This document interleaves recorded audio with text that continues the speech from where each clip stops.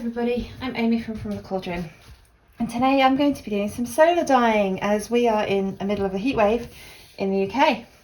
So here I have 100 grams of blue face Leicester yarn in Aran weight, which has been pre-soaking in just plain tap water, and the dyes I'm using today are Purple Pop from Dharma and Dark Navy from Dharma. Now these are acid dyes because for a animal-based fibre like this, you need acid dyes, and you also need acid, such as a vinegar or citric acid, and you need heat. So the heat for this is going to come from the sun and the solar dye. Right, so first of all, put a little bit in there. I'm going to use some dark navy, just sprinkle it in there. Now everything I'm using here is dedicated for dyeing. I don't use it for food, and I've got my gloves on, I've got my mask on. I don't want to breathe this stuff in, so I'm going to do a little bit of dark navy there. Put a little bit in there, do a tiny bit of Purple Pop. Now this dye is a fluorescent dye, and less is definitely more with that one, so I'm going to do a tiny bit there, put a bit more in,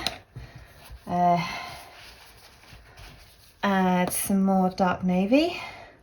Oops, that was quite a lot there.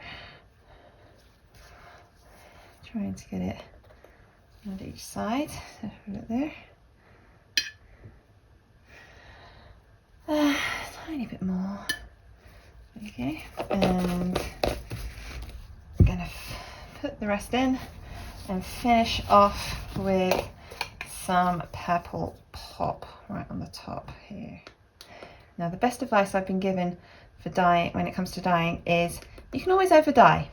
If you don't like what you've done, you can always over dye, and you can keep over dyeing it until you like it or it's completely black. Look at that Purple Pop. Now this is a fluorescent dye, and you can see that beautiful colour. It splits into sort of the purple hues and bright pink. You can already see some of that bright pink there. So let's have a little look at this. You can see you've got the layers in there. Hopefully they won't all muddy together, and there should be some white left, I hope, maybe. Now this water is actually from the pre-soak of another project. It has vinegar in it already. Well, you can see that Purple Pop, how it's just, that pink is just spreading everywhere. So there we go. Didn't use up anywhere near the amount I thought I was going to, but ooh, look at that. It's coming closer. It's coming closer. You can see what I was talking about with the Purple Pop. Got the purple there. I see that luminous pink. Wow. Now I'm just going to add my lid, and I'm going to put this somewhere warm for several days, just to Purple Pop I know takes a long time to completely set, and it may not completely bind to the yarn here, so I'm going to leave it a couple of days and then we'll see how that Purple Pop is going. But I'm going to put it for now I'm going to put it in my porch because that's the hottest part of the house, and probably in the morning I'll move it to the back of the garden where that gets the sun during the day. Okay, it's been a week since I set this up. This is the first time I've had a chance to come and see to wash this. Alright, looks like there's still quite a bit of colour in there. So what I'm going to do, I'm not going to heat set this yarn because it's been sitting in the sun for a week. I'm going to pour it all into my pot. I'm just going to, there we go.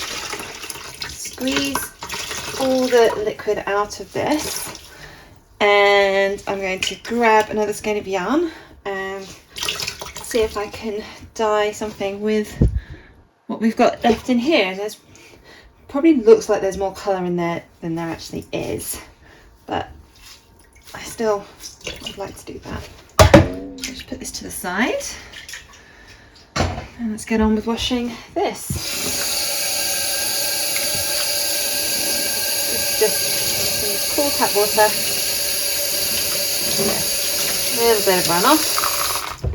I'm going to add a little bit of washing up liquid just to help dislodge any powder that might not have dissolved, get rid of anything I don't want. There's quite a bit of bleeding with this.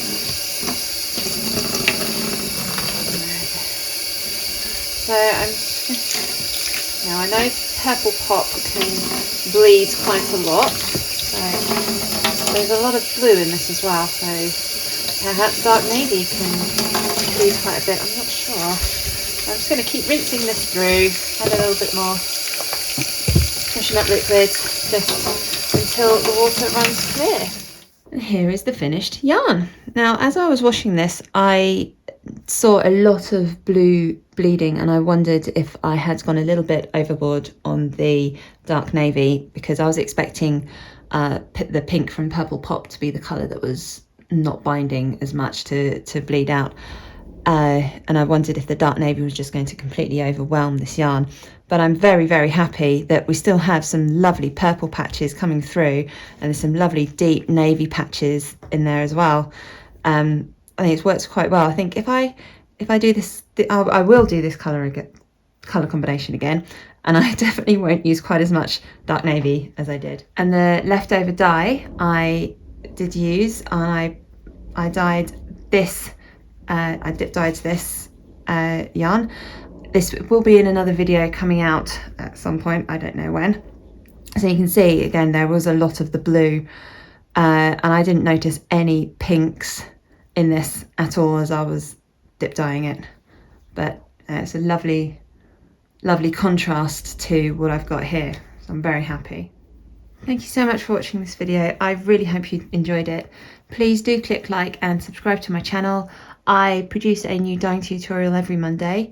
It's normally published around 6-7 o'clock UK time, and I like to experiment with different fibre types and techniques and dyes.